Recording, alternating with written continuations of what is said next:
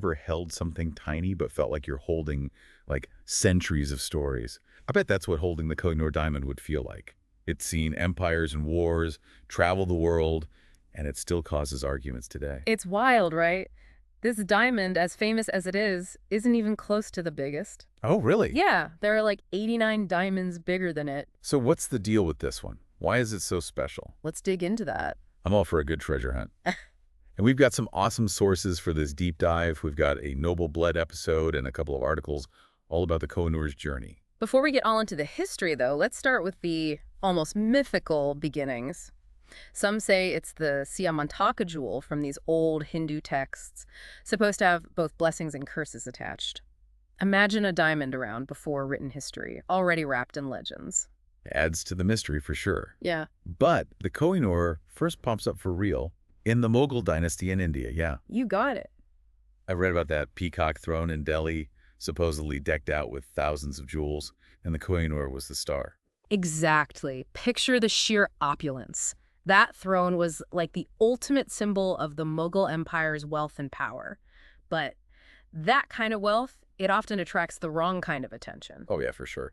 In 1739, Nader Shah of Iran, he conquers Delhi, plunders the whole city, takes the throne and the diamond. What a power move. Talk about a bold statement. It's mind-blowing to think of the chaos back then. And the Koh-i-Noor's journey, that was just the start. From Nader Shah, it goes to Ahmad Shah Durrani over in Afghanistan. Here's the kicker. The Koh-i-Noor had what you might call sister diamonds. Oh, there were more. Yep. The Darya-e-Noor, which is part of the Iranian crown jewels now, and the Orlov diamond, which sits in the Kremlin scepter. Wow, 3 incredible diamonds, each with its own story. It makes you wonder how their paths crossed. It really does. But let's get back to the Koh-i-Noor. Eventually, it ends up back in India in the hands of Maharaja Ranjit Singh, the Lion of Punjab.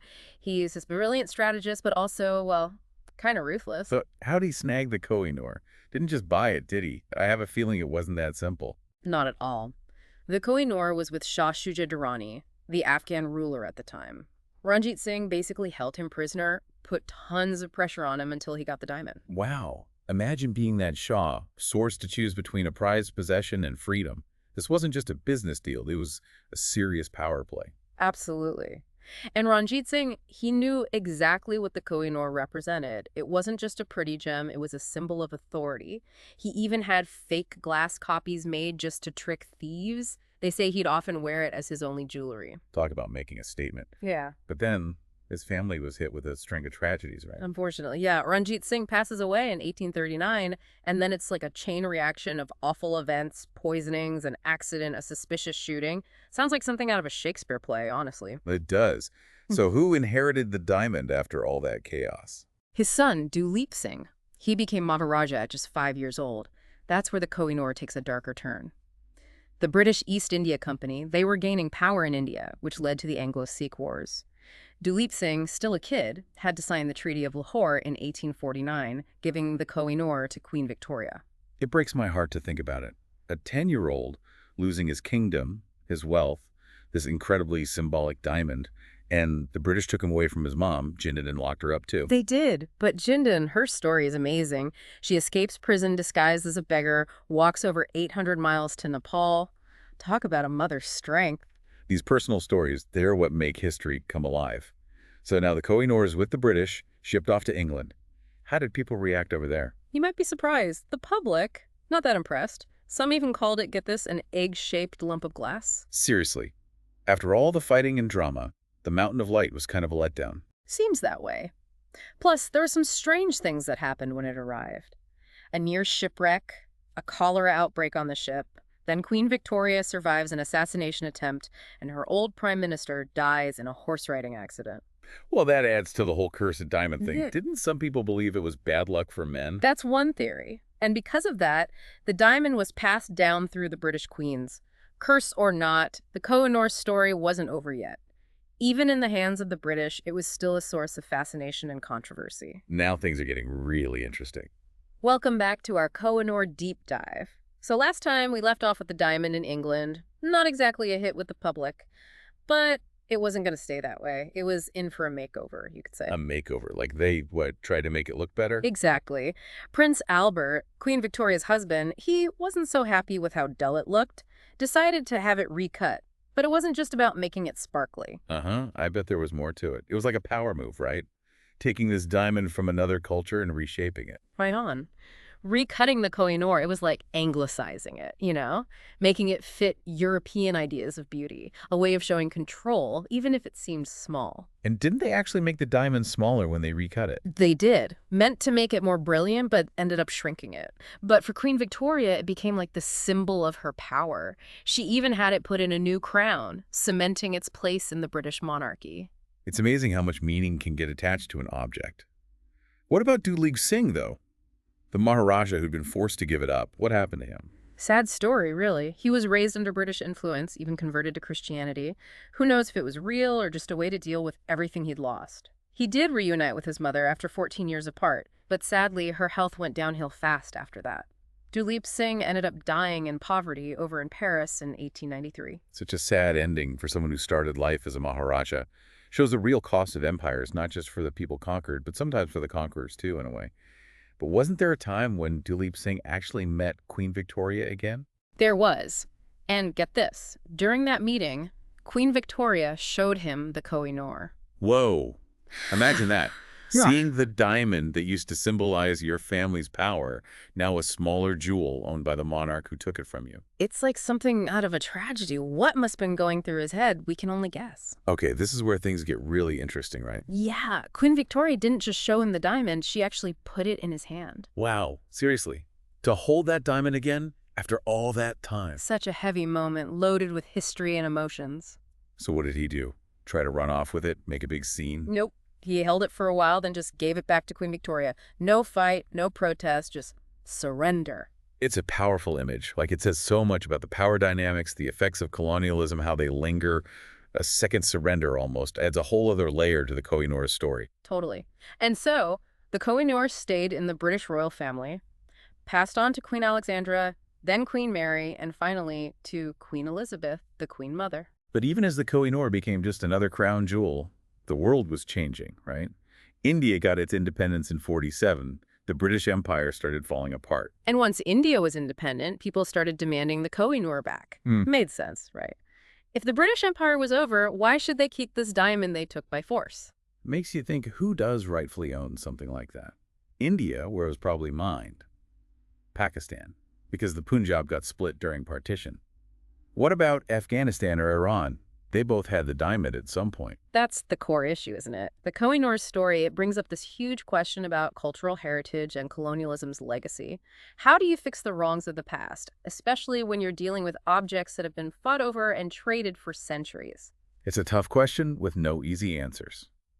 And the British government, they've always refused to give it back, even though all these countries want it. Their argument is they got it legally through treaties. But lots of people say those treaties were forced and that the real ownership lies somewhere else. It's a moral dilemma without a clear solution. And it gets even trickier when you think about what the Koh-i-Noor represents now. It's not just a diamond anymore, it's a symbol.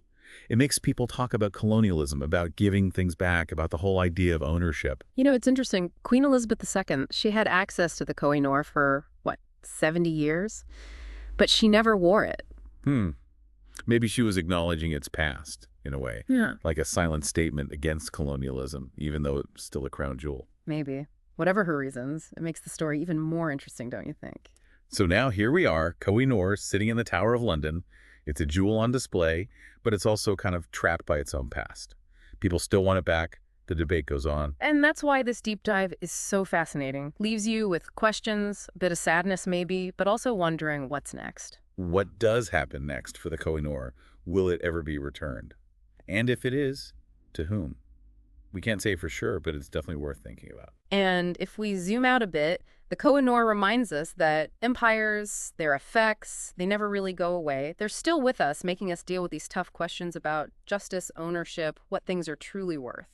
It's amazing, isn't it? We've uncovered so many questions just by looking at this one diamond. The Koh-i-Noor, it's more than just a jewel. It's like the symbol of history's messy parts, the good, the bad, the triumphs and the losses, all tangled together. Absolutely. It forces us to think beyond those easy answers. There's no simple way to just erase what happened or make everyone happy about who gets the Koh-i-Noor. So where are we now? Queen Elizabeth II passed away. The diamond technically belongs to King Charles as part of those crown jewels. Does that change anything? Well, the thing is, the Koh-i-Noor isn't in that main crown they use for coronations. It was set in the Queen Mother's crown. So even if you wanted to, it's unlikely King Charles would wear it. But Camilla, Yeah. as queen consort, she could wear it at the coronation, right? That's true, and it's a hot topic. Some think it'd be like showing continuity, tradition, but others say it'd be totally tone deaf, given all the baggage the diamond carries. Yeah, it'd definitely send a message, that's for sure. Almost like an echo of the past, but in a totally different world now. Exactly. With all the focus on the Koh-i-Noor's history lately, it's hard to imagine the coronation happening without everyone talking about it. Almost like the diamond itself is speaking up, Hmm. making us face those uncomfortable truths about how it got there. And that might be the biggest thing the Koh-i-Noor teaches us, the past. It's never really gone. What happened before us, it shapes our world, whether we realize it or not. So as we wrap up this deep dive, what's the takeaway for our listeners? What should we be thinking about when we consider the Koh-i-Noor and everything it represents? I think it's about seeing how connected everything is, looking back through history. What we do has consequences, and they spread out, touch more than just us. We have to acknowledge those injustices from before and work towards a future where they don't happen again. That's a great way to put it. Makes me think the Koh-i-Noor's real value isn't how much money it's worth or how bright it shines. Maybe its value is in making us have these conversations, questioning what we think we know, reminding us that finding justice is a journey, not a finish line. Maybe someday that journey will lead to a solution, one that respects the Koh-i-Noor's past, but builds a future where things like this aren't about conquest anymore. They become symbols of understanding, of shared heritage for everybody. That's a powerful thought to end on. Thanks for joining us on this deep dive into the Koh-i-Noor. It's a story that's not over yet, that's for sure. Keep learning, keep asking questions, and keep talking about what it all means. And if you loved this trip through history, make sure you subscribe to the deep dive for more explorations of all kinds of fascinating stuff. We'll be back with another deep dive soon, so until then, keep those brains working.